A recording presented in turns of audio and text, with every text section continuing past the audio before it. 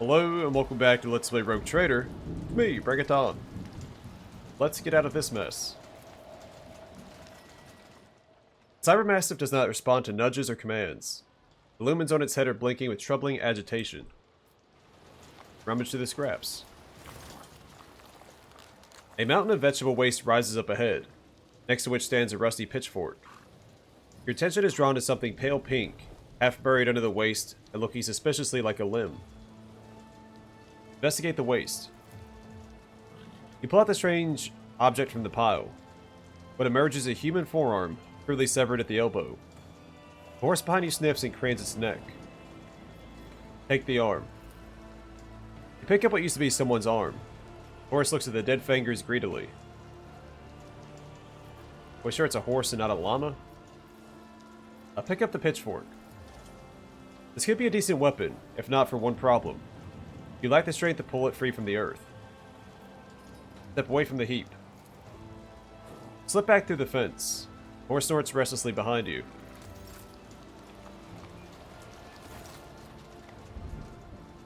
The creature that dragged you out of unconsciousness turns out to be a muddy brown horse. From the darkness, the beast follows you with its large black eyes. It looks hungry and frightened. Look around the stable. The horse must have smashed through the stall to reach you. You immediately note the empty trough and the fetid pile of vegetable tops under your feet. For the moment, the approach to the rotting waste is blocked by an iron fence. The horse whinnies restlessly as it casts its eye toward the barrier. There's a good horse. You weren't trying to eat me, were you? The horse watches you cautiously. You see thick strings of saliva dripping from its lips. Examine the horse. The horse is behaving oddly, lurking in the shadows. You must have spooked it when you came to. Alright, shout at the horse. Get back. A silly note in your voice frightens the animal. The horse lets out a snarl and rushes off.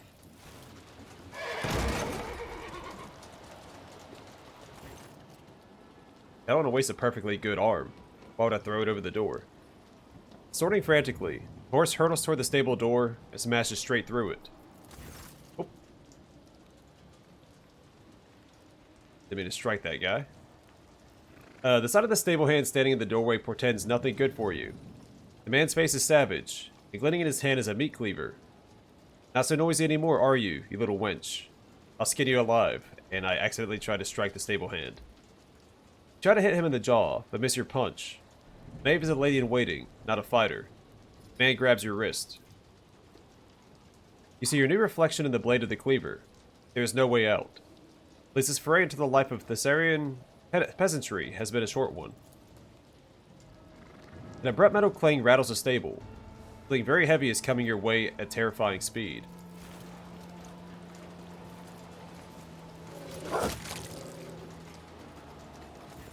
I know we're probably supposed to be able to see through this wall, but that was a better effect. We can't see what's going on, then we just see the blood splatter past the doorway. The cleaver, raised for a strike, falls from the man's hand as he screams, assailed by a whirlwind of fangs, fur, and metal. Having emerged from the gloom, Cybermassive does not give the stable hand even a single chance. After ripping out a part of his spine, he spits out the corpse and looks up at you. Glado, you have recovered. Better stares at you for a while, then barks and turns to scan the area. He is clearly waiting for orders. A Cybermassive listens only to its Arbites master. The fact that Glado is here means that Solomon has ordered him to follow you through the trapdoor. The arbitrator must have adjusted Glado's priorities to have him guard you.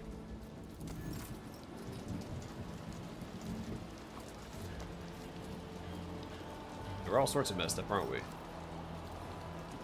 The perplexed. Each attack inflicts a -10 penalty to ballistic skill, weapon skill, intelligence, and perception. Disturbed. Each attack inflicts a -10 penalty to fellowship and willpower. Staggered. Suffers a -20 penalty to weapon skill, ballistic skill, strength, toughness, and agility. And psychosomatic trauma. Cannot use psychic powers. Do you normally have psychic powers?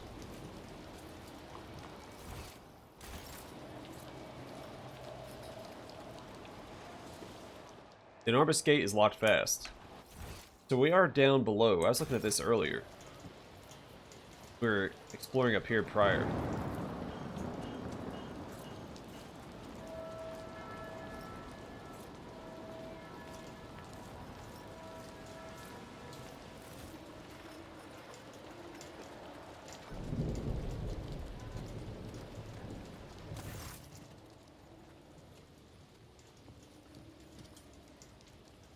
The local inhabitants coming down the slope look hostile in the extreme.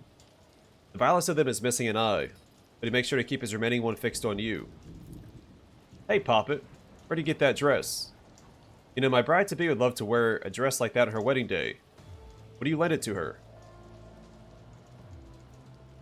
The one-eyed bandit glances at your dirty yet expensive clothes. Something tells you that these people would gladly peel the dress off you, right along with your skin.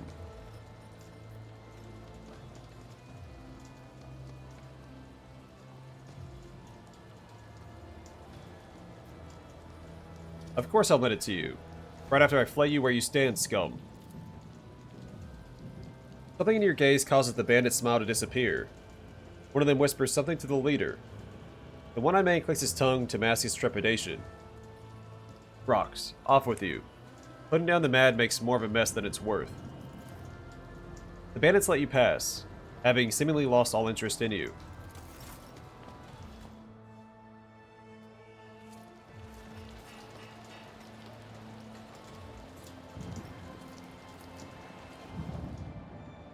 The wheel is similar to the ones used to raise the enormous elevator in the central square. This one, however, has completely rusted through with age.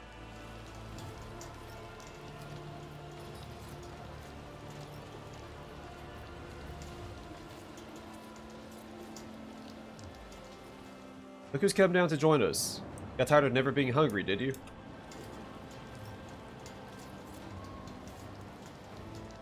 Stay safe, dearest. And say a great big thank you to his graciousness for me. I'll never forget his good heart. Say so.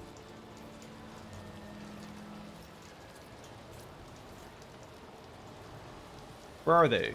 My eyes. My precious eyes. They've melted. Melted.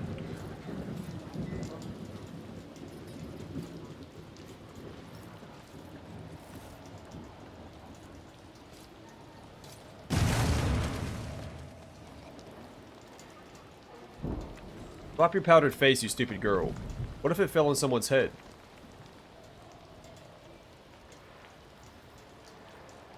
We spent the whole day hooking that thing up. Now I've got to do it all over again. Get out of here before you break anything else. I'm trying to.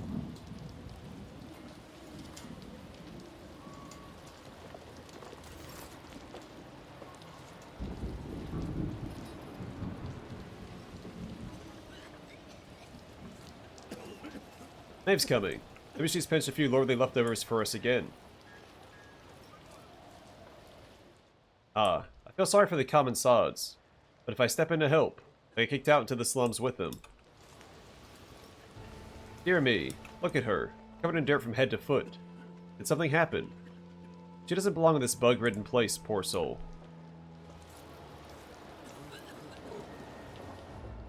Half-sunk in malodorous mud, the houses, if one could call them that, are packed together like buboes on a plague-stricken body.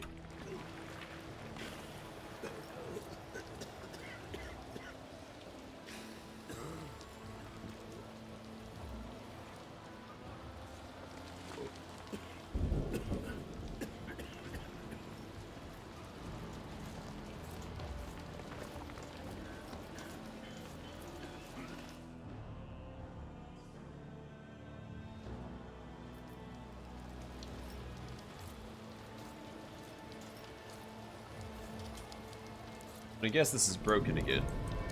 We just can't use it.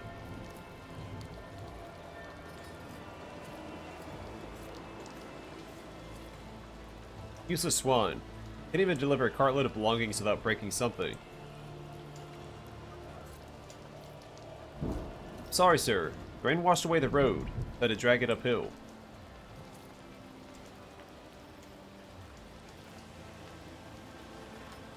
What are you doing, making excuses for yourself? I'll skin you alive.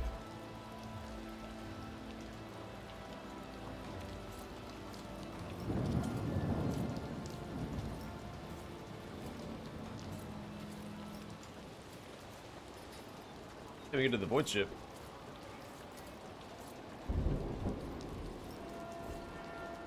Property of rogue trader Von Valancius. Do not approach, or be deemed as an assassination attempt. It leaves 11 glasses, 5 bowls, and 3 boxes. Will they fit? Sure they will. I've packed more than that before.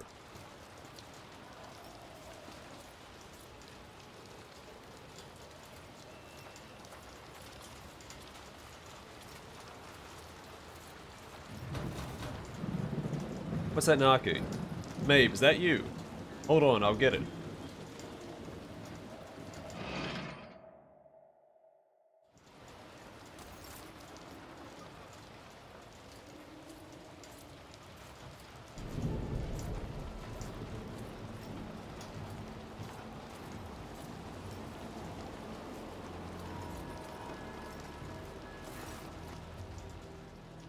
Several commoners are talking in a loud whisper, taking no notice of you. A balding man with a bowl cut is gesturing energetically, his back turned toward you. Never thought a thing like this would happen in my time. A new celestial lord has paid us a visit. They say he descended from the sky on a great bird of iron, that stepped out of its belly clad in golden armor. Any who saw him were blinded by the splendor. That's his anointed for you. Rubbish. I've heard that tale before, and only an idiot would believe it. He's a nobleman like any other, just a more important one. Treats everyone like dirt and pushes people around worse than any of our own nobles do. Well, that's the way it is, isn't it? It's the God Emperor's will that their place be at the top and ours in the dust. That's how the world works. Next thing you know, that Celestial Lord will make this whole place his own. The pot-bellied man runs a finger under his nose, leaving a clean patch on his grimy face. Oh, I wish it was like you said. But something tells me bad things are coming now that he's here. I heard the new Celestial Lord. Wait, look, that's Maeve over there. She served the Celestial Lord herself. She could tell us all about it. Hey Maeve. A small crowd rushes toward you. You want me to tell you about the Celestial Lord? Well, I do know a thing or two. The people's eyes light up with curiosity at your words. They hurriedly gather around you, ready to hear something extraordinary. I saw the Celestial Lord accepted the key to the Seraph from the courtful's hands himself. He didn't shun the fool. He didn't beat him. So gracious. The servant whispers with reverence. That's how it happened. Right, Maeve?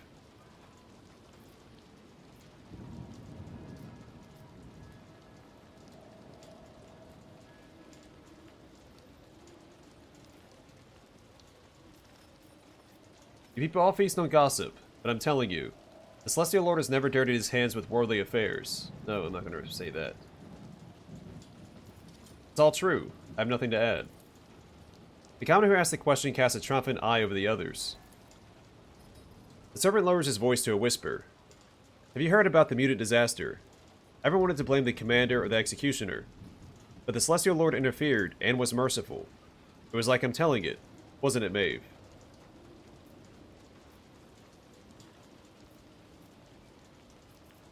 It was just like you said. The trio fall silent for a while, each lost in their own thoughts. Maeve, you got closer to him than anyone else here. How did he treat you? Yeah, Maeve, tell us. What's it like to be around one of the God Emperor's anointed?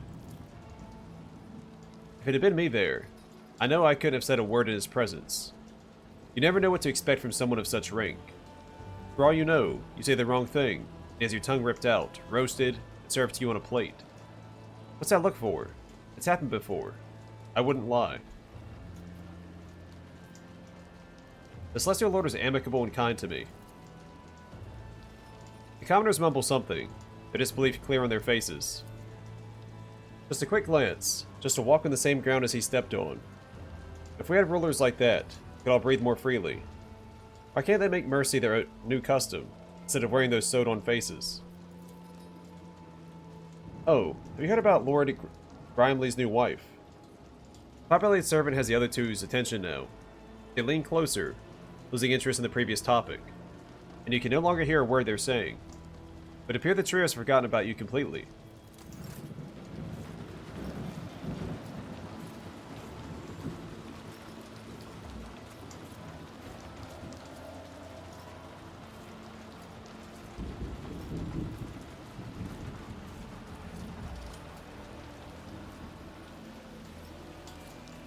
It's raining again. I hate it. Why do I always have to work in the rain?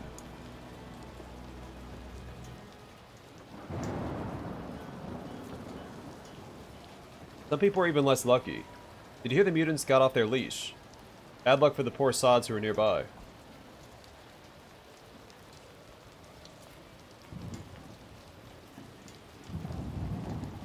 All because of the Celestial Lord. When the visitors from the sky appeared, everyone went crazy, even the mutants. So many onlookers died.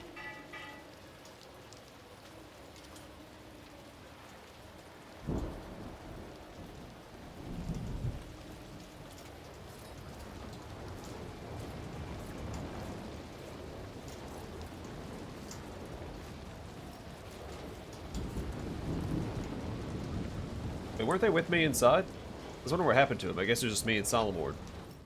Solomorn and I. The vox in your companion's hand is speaking in your own voice. There's no need for concern. Proctor and I are in the middle of examining the documents, together with the governor. I'll be back as soon as we're done here. There's a loud click, indicating that the other side has cut the connection. Abelard furrows his brow. What he just heard does not sit well with the old officer. Oh, I feel uneasy, even though the Lord Captain did report that everything is fine. Something about his voice wasn't quite right. Then again, Proctor is there too. Heinrich grimaces and looks up with a doubtful expression. I could be wrong, seeing as this accursed planet has too many sources of warp energies. But I seem to sense an echo of the Immaterium coming from above.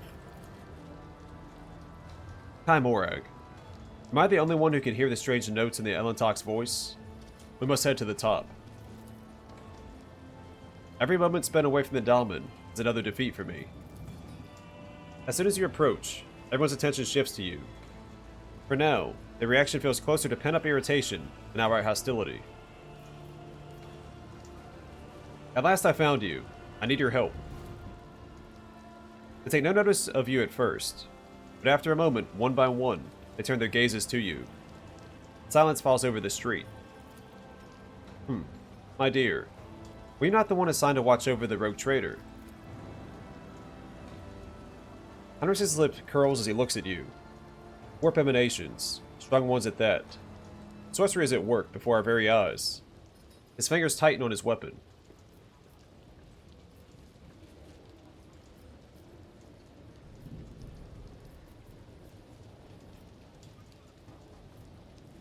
Look, I have Solomorn's Cybermastiff with me. Would he order his dog to guard some Thessarian chit? The evidence is difficult to argue with, unless the arbitrator was forced somehow.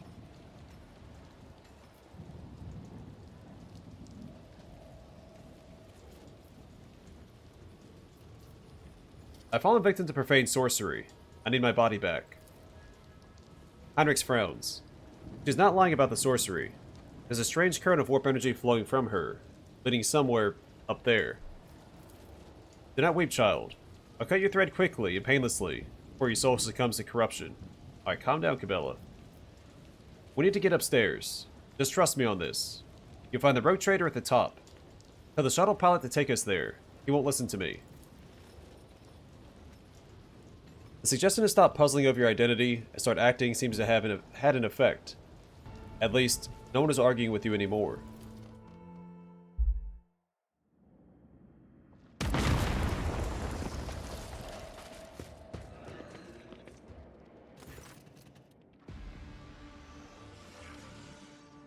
When the dust clears, you see the familiar hall. The fool is fearfully hunched close to the cage in which you, or rather your body, is sitting. Your face is awash with tears. Your lip is split. The box lies next to you. In a cage to the side stands Solomorn, glaring through the bars at the true governor of Thessera. Upon seeing you and Glado, the proctor straightens. It seems he was just waiting for your return. Without taking his intent gaze from you, he gives you a slow nod. He's ready to fight. But how did you... the elevator... darn it. Why did you have to make all this commotion? Why couldn't you just sit in a cage, out of the way, wait for the ritual to be completed? The fool looks back at the altar. Tavrisk, move. The psyker's cracked skin seems ready to crumble to dust, but his Thessertium eyes burn with an otherworldly fire. The ritual is nearly complete, my lord. The Altar of Change is ready to irrevocably switch the threads of fate.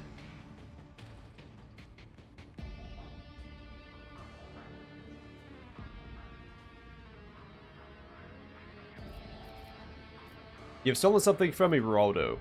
I've come to reclaim it. The fool mockingly sticks out his chin. And how, may I ask, do you intend to do that? Only Tavrisk and myself know how the ritual works. Certainly, he's the only one who can perform it. And it just so happens that we don't feel much inclined to cooperate. The term cooperation is hardly applicable in this circumstance, Ruoldo. Oh, there's a chaos spawn right there. Heinrich speaks. His gaze, focused and grim, sweeps over the hall, the altar, and Tavrisk's decrepit frame. Your tongue is quite superfluous part of your body, Bill Ruoldo. Worry not. This flaw is easy to correct. Address Tavrisk. Hey, Psyker. Return me to my body at once. I'll grant you an easy death. Without removing his hands from the stone in front of him, the heavily augmented old man turns around to look at you, an expression of utter amazement spreading across his face. But why? Why would I negotiate with the corpse-to-be? You are the past. The governor and I are bound for the future. There is truth in his words. It is senseless to negotiate with the corpse-to-be. Isabella runs her fingers along the edge of her blade with a slow, almost caressing motion. Lovely weather, is it not? Ruoldo casts a furtive glance out the window and lets out a hesitant giggle. Decide to show a little decorum, my celestial guest. It is a little late for that. The metal of the cage emits a piteous creak. Salamorn slams his entire weight against the bars.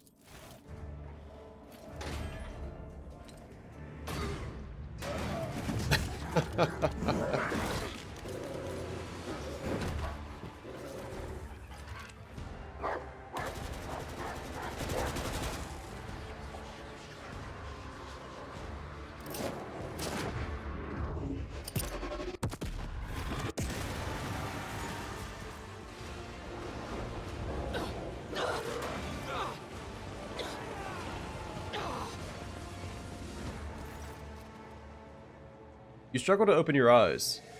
After the world has once again taken shape, realize that you are staring at your own palms, from your own eye sockets. You move a hand, and each muscle responds gratefully, filling with warmth. The others watch you with a mixture of hope and dismay. Maeve, the real Maeve, looks at you through watering eyes. Myself again. It was so... She lacks the strength for anything more, and her body collapses to the ground.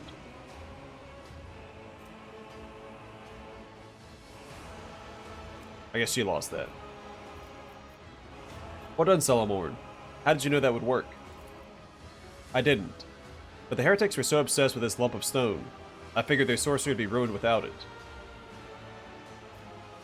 Why did you not get out of the cage earlier? You could have... I doubt it. Loosening the cage's fastenings without being noticed proved to be quite difficult. Besides, without you and Glado here, the outcome would have been too unpredictable, and I had no room for error. But there was one thing I knew for sure. Glato's implants and mine were exchanging data logs, which meant you were alive. So I waited.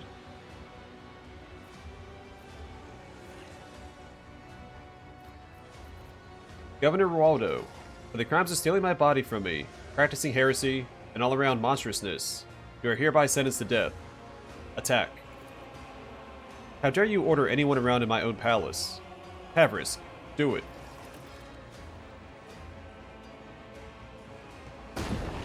The Lord's destinies are already set in stone, as long as I live. Something. Well, that's cool.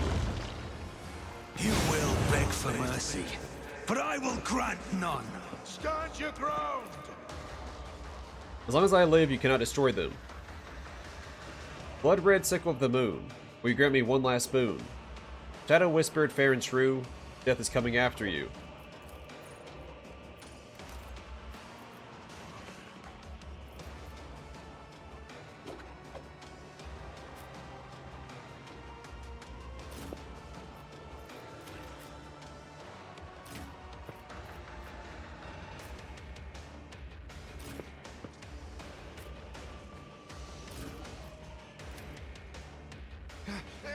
Yeah! Yeah!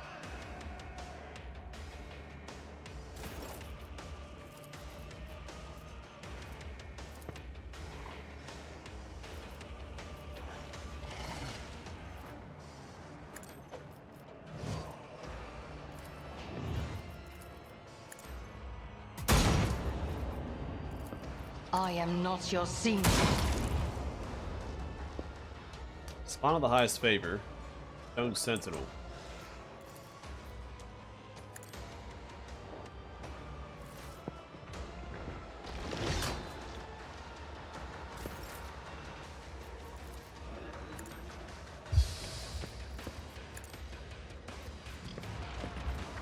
For the throne's glory. Let's see to it. Ow. Vengeance will be swift. But of course, Lord Captain.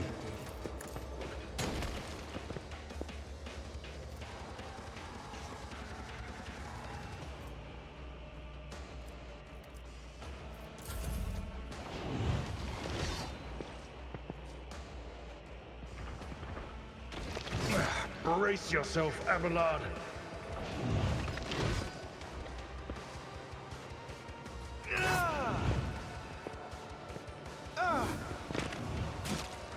For now.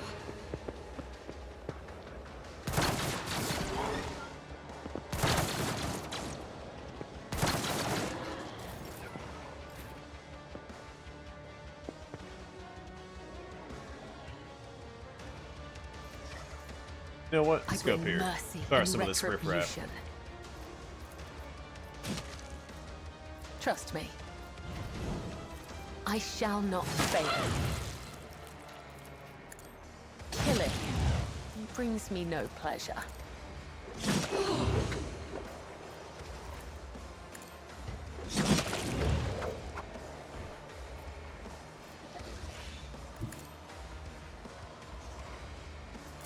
Stay vigilant.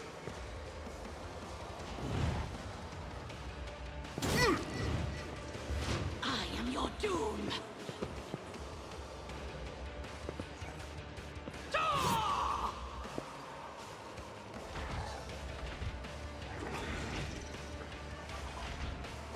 I can... Hang in there, Heinrichs. You're in a bad way, buddy. Victory is imminent. I will do my duty.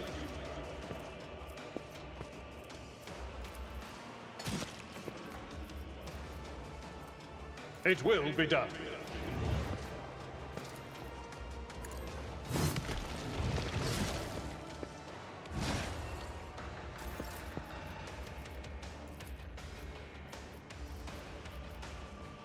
Indeed.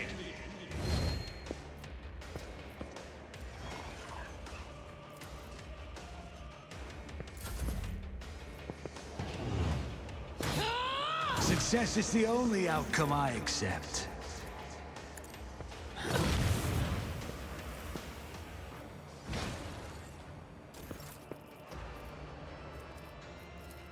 I'll see to it.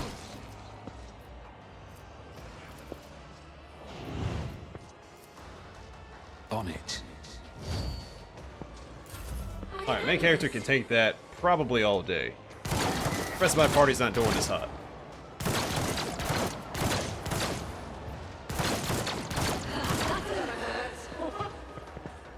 But now that Solomorn isn't prone anymore, we might be able to actually get something done. Oh wow, okay, didn't care for that. Yeah!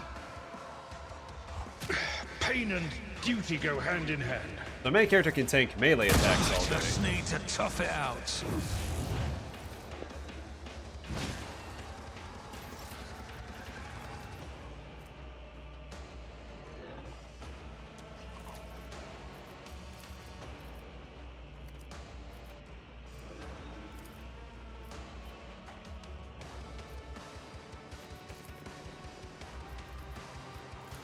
This tedium is beneath me.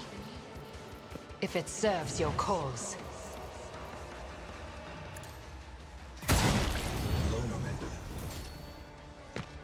I'm not sure why that hit my main character. Well, I am not your Xenos pet, monkey. but that's a problem. I understand your intent. If I must.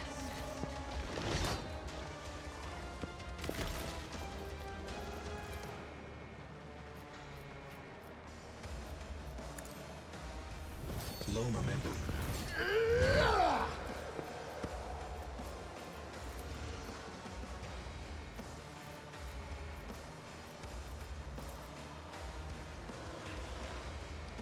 Let's see to it.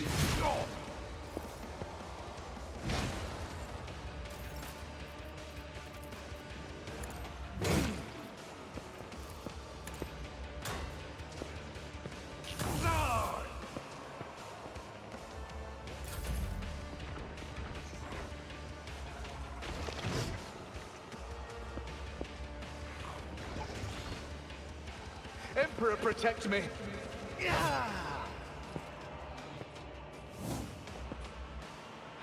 This way!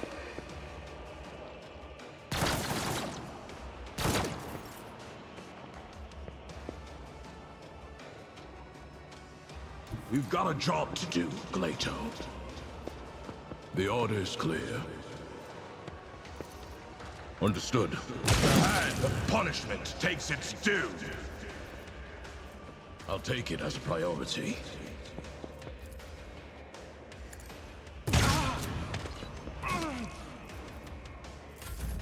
Alright, it's a start anyway.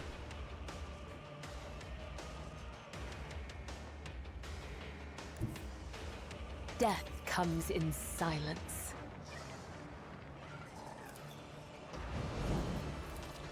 As the tenants all.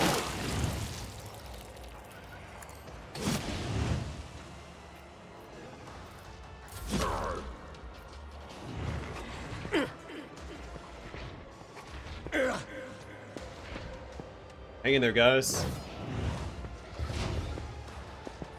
Yeah, I should have looked to see what that one corrupted guard was doing, because he managed to, I guess, explode and take out the main character.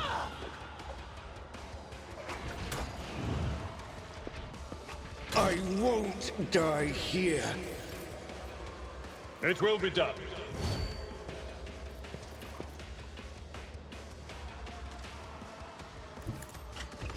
Oh, my ears are ringing. Alright. Guess we won't be moving.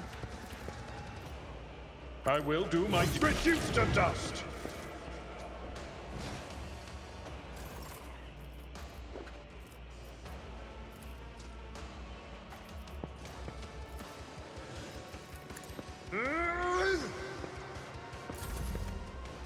Their fragility has been exposed.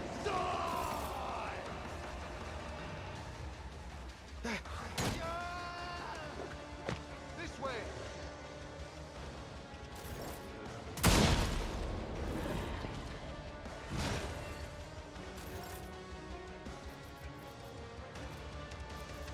I am not your Xenos pet, monkey.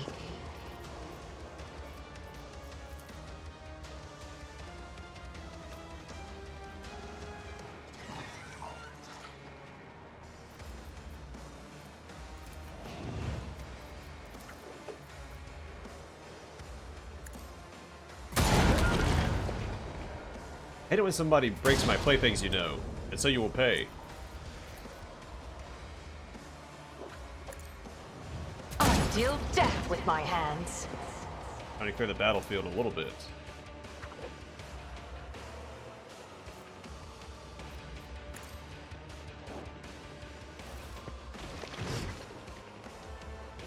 They need Cabela up there to the Psyker. Aim for the heart next time. Emperor, protect me!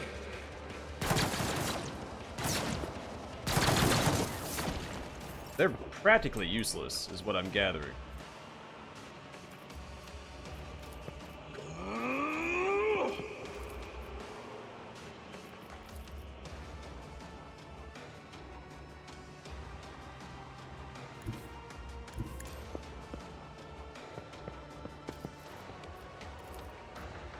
The order's clear.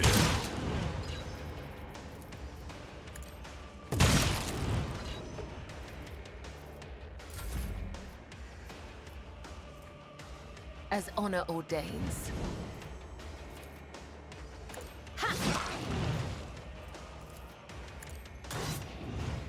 You're not supposed to block. What are you doing, buddy? I should use Terrifying Strike.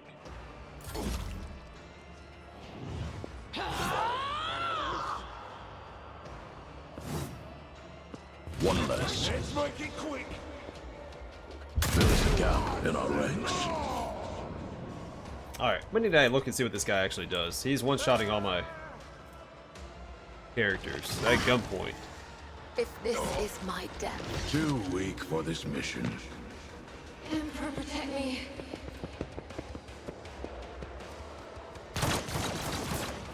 Okay, so we take him out, the Stone Sentinels go away. I got it.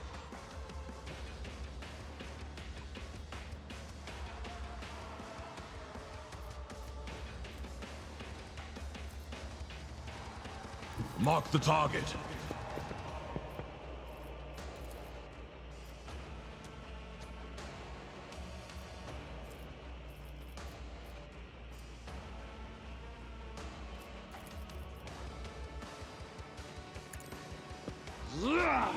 Executed.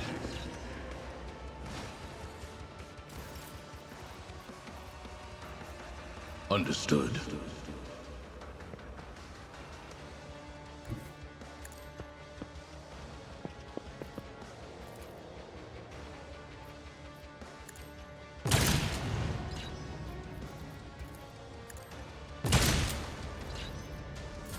Let's get to it. Let's see what happens here. That we blocked. Yeah!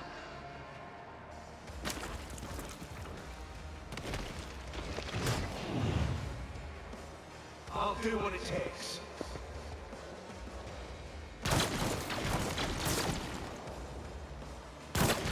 So technically they should be the priority target for bluff this turn because they're hitting the Sentinels, right? High momentum. It is what that means.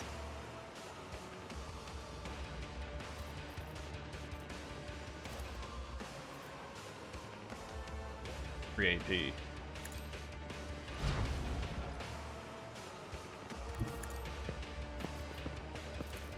Accepted.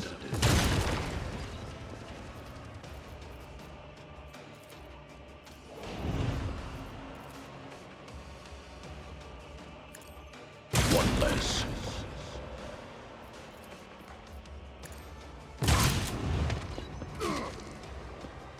Oh, you got right back up.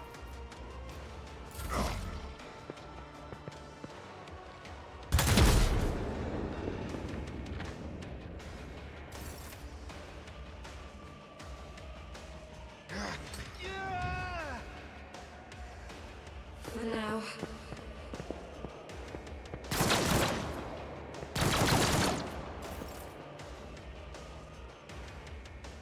The guilty will fall.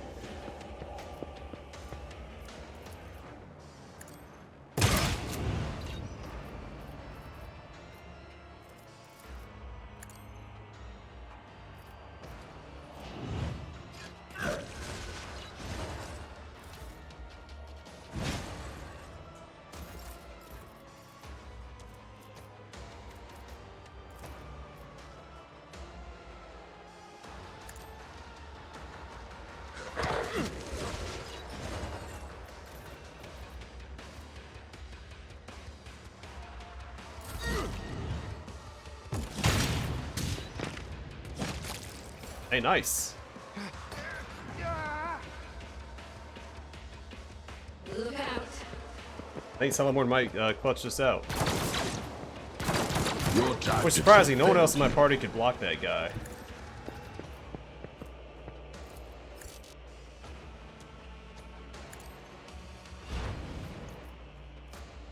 Understood.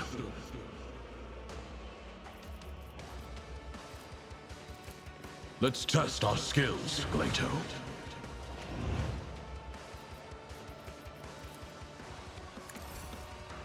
Yeah!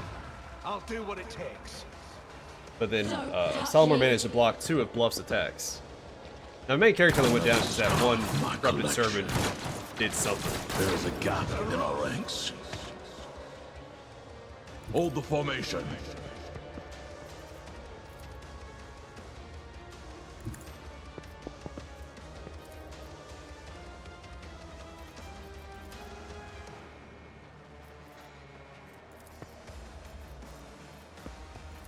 I'll take it as a priority. It won't take long. I can't stand it! Emperor, protect me! Orders supersede pain.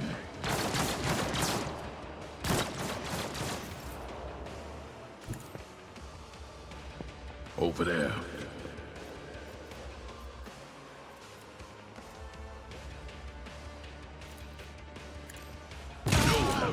Escapes punishment. They could also Don't attack me when I'm mistake. reloading, you jerk.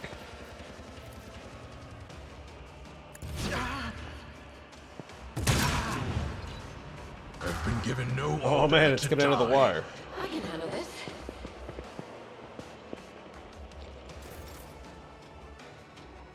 Moving into position.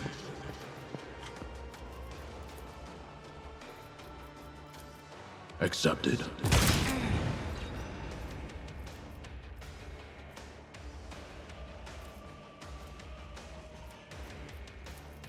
Understood.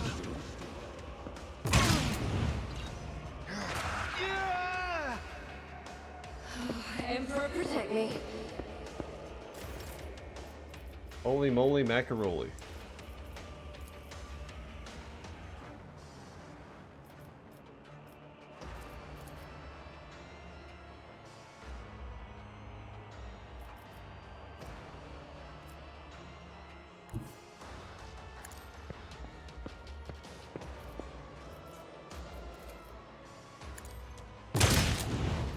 I'll take it as a priority. The order is clear. Target eliminated. Understood. For now.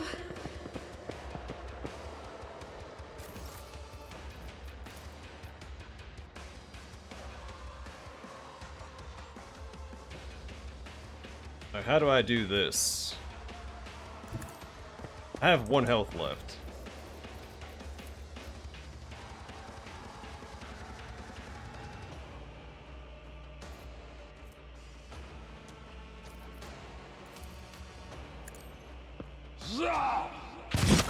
Oh, nice.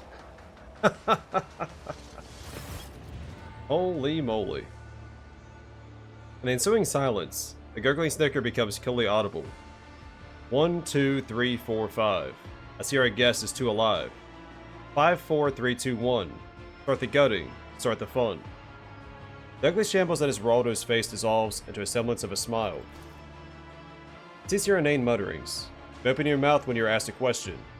Your answer had better be honest and to the point, or I swear by the Lex, I will make you speak. Or rather, whatever remains of you after I finish preparing you for the interrogation.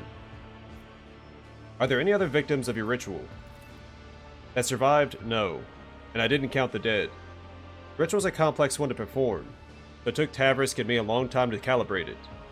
And you're the one it worked on. To think of all the possibilities that opened up, using the Altar of Change, I could have worked my way up to a Lord of Terra. What are you talking about? The very suggestion. The Proctor's voice resounds with fury. His steely fingers dig into Glado's collar. You sick degenerate. As my father used to say, you've come a long way, keep going. I'm a dead man as it is, so I might as well dream a little. Desertium. What are its properties? This wretched little world held nothing worthy of attention, save for Desertium. When I started having dreams about it, and about changing bodies, I thought I was going insane. I shared this with my sculptor, the now late Tavrisk. He helped me to understand the essence of the mineral. Experiments and studies followed, mostly carried out by Tavrisk. I don't have his gift, but oh, things I could do if I were a sorcerer. In the end, he realized Desertium was a potent psi-focus. After 1,000 cursed attempts, the combination of powers, energies, and sacrificial victims, Havrisk managed to create his finest sculpture from it, the Altar of Change. A magnificent artifact, a door to eternity. No more limitations imposed by our mortal bodies. No ailments, no injuries. If your flesh is worn, just swap it for new flesh. Go like your lot in life. Choose from 1,000 others. No longer just a dream, but its most perfect realization.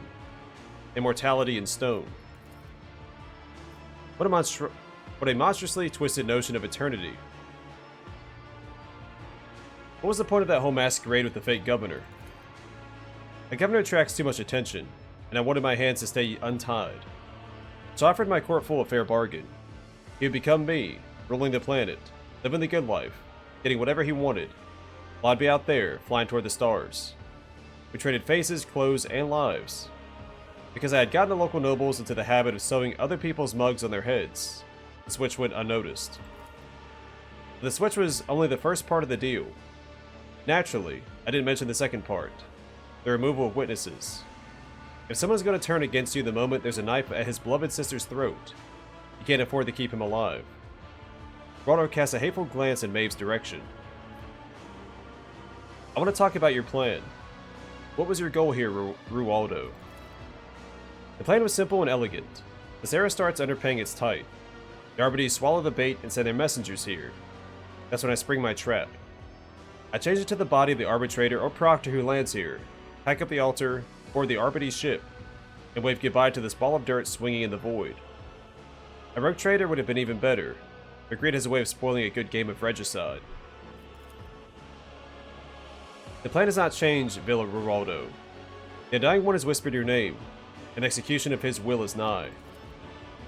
Of course, this game involved one key piece, the embodiment of freedom of choice, my magnificent altar. So much accumulated potential from years of experimentation. It is damaged, but it still beckons, waiting to be used. Ruoldo looks you in the eye with a caustic smile. I advise you to keep it safe. Who knows how many thousands of lives it will claim if something happens to it, unleashing all that power.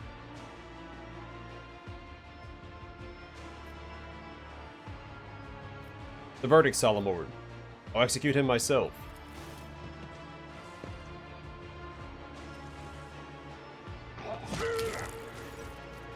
Ruoldo, you've committed unthinkable heresy, and I refuse to acknowledge you as a human being or read your verdict as befitting a criminal. You're a stain with Asera's history, and it is time. You point your weapon and put the governor to death right as Solomon finishes speaking. Wipe you from it. Maeve opens her eyes and immediately jumps to her feet at the sight of the bloodied corpse. She clenches her hands on her chest, and her eyes well up. He was not your brother, Maeve. The woman nods meekly. A single tear runs down her cheek. Her voice is hollow when she speaks. You're right. He was the one who doomed him. I found anything, Solomon? Yes.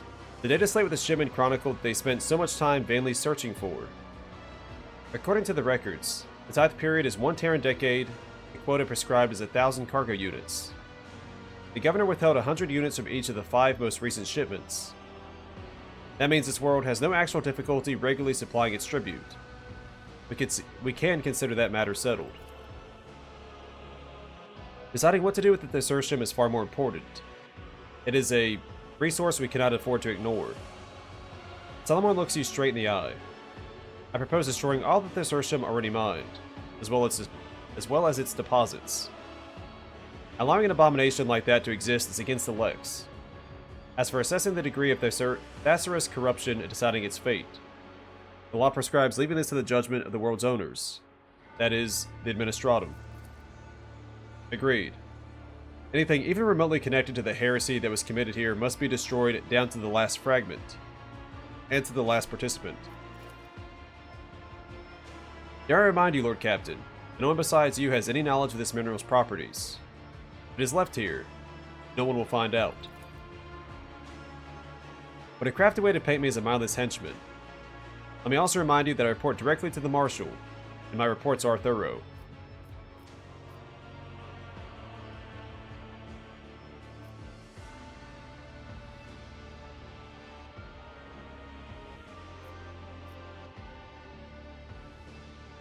Yet this airship has been used for wicked ends, but that does not mean it cannot be useful. We must study the mineral thoroughly before deciding whether to destroy it, or include it in the type. Salamar grinds his teeth, but obediently declares, "Your orders are clear, Rogue Trader." Alantok, you desire to understand rather than destroy out of fear does you credit. But take heed. The minds of the Mon Kai are fragile and ill-equipped to withstand something with such a strong connection to the Veil. Knave looks at you pleadingly. My celestial lord, what am I to do now? Not a sliver of remorse, just fear for her own skin. Do not be swayed by a criminal's tears. I've seen plenty of those, and they are worth nothing. Or should I say, not worth more than a bullet. What can you do? I can brew recaf. I can do sweet with a foam of cream, or strong with special spices. I can dance, sing, carry scrolls and data slates. This era needs a new governor, one we can trust. Please, not me. Anyone but me. Who would listen to a court upstart who used to be a chamber pot maid? May blushes profusely as she realizes she has said too much.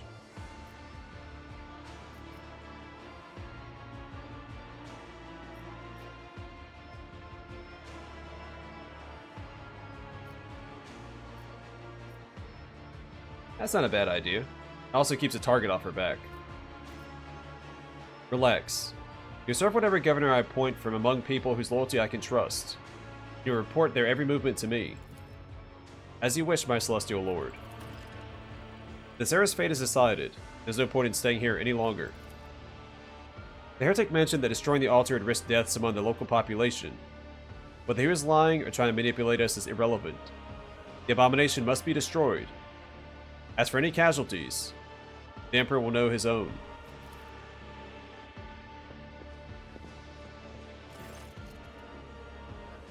As you approach the damaged altar, you feel an unpleasant weakness. You hear a faint ringing in your ears, as if the smooth surface of the stone is groaning from the wounds it has suffered. Yeah, bury the altar. We'll fill this abomination with tons of ferrocrete and hide it as best we can. That way it won't hurt anyone else. The strange ringing stops, leaving behind an unpleasant echo in your ears. Your head must still be suffering from the effects of moving between bodies. You're interrupted by an anxious voice from the Vox. Lord Captain, do you read? Shuttle pilot reported the rescue operation, and forces are on their way. What is your status? Are you alive? Come in. I'm alive, Vigdis. Prepare to depart. Copy, Lord Captain. A moment of ringing silence, and then, 1,000 shards pierce your mind. A familiar voice coils around your thoughts, drowning them out. Are you leaving without even conversing with me, child? Without even asking yourself how such a vivid soul managed to remain intact, after wandering in the darkness's embrace and donning another's guise? Such rare luck for a mortal. In the icy silence, you're struck with a series of incredibly lifelike recollections. You're not alone, and you never were. It was always there, in your shadow, and your blood, inside you. Yes, Donnie Dawson. This luck is named the Edge of Daybreak. Had it not been for my sleepless gaze, mine would have long since joined the mournful host of those who are no more. It was I who kept it whole and unharmed, for I could not allow such a radiant destiny to fall to some absurdity. But at times I do wonder, is it worthy of my protection? I need no protection, demon. People are stronger than you think. Naivety is a bold luxury. Is it not time to face the truth, child? The threads of fate will not obey your desire alone. But I can help you grasp them, once you are ready. Thankfully, I am generous. I give my chosen children time to understand. After all, human souls are so fragile. You feel a sharp pain, and a trickle of blood runs down your temple. And their time is so fleeting. The echo of the entity's voice lingers for a while, like the sound of distant thunder. As you approach, the shards of the monstrous structure make a barely audible ringing sound.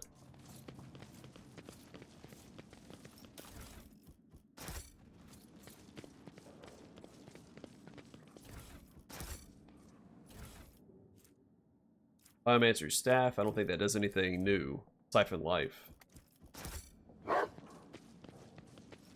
I align my path with yours, for now.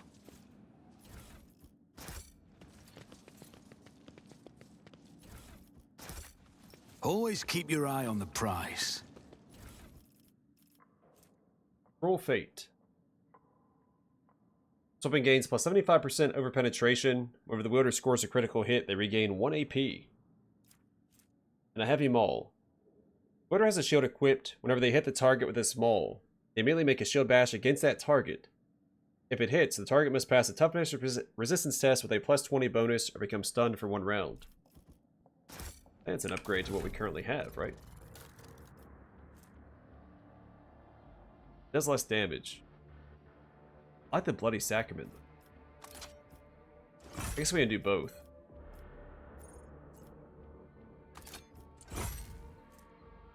We can use Bloody Sacrament when we're surrounded and debuff all the enemies around us. And then start clobbering them with the Heavy Maul. Circles have been scrawled over whole stacks of scrolls. Each circle resembles the one daubed on the floor, but none replicates it exactly. Hairlines of the heretical symbols elicit a vague desire to touch them.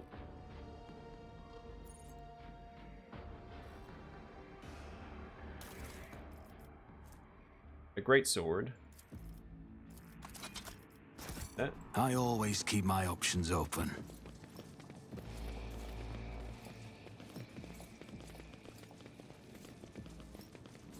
We got pretty roughed up in this DLC content. It definitely provided a challenge.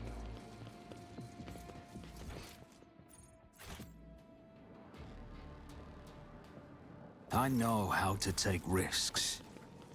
The bodies I can loot. And there's a Corrupted Guard and Tidal of the Scorched.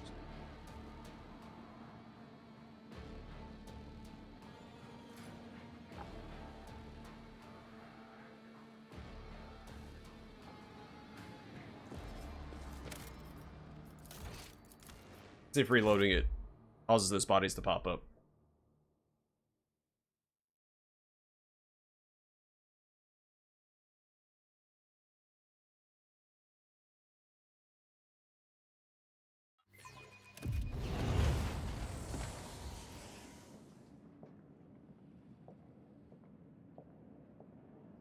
Guess not.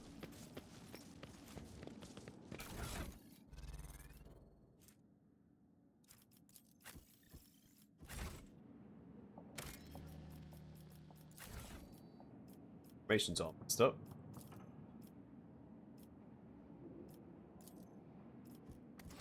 Go. Alright. Well, I'm going to call it here, and next time we'll leave this planet and continue exploring. We're going to talk to Solomon as well about it. But for now, thanks for watching. See you guys in the next one.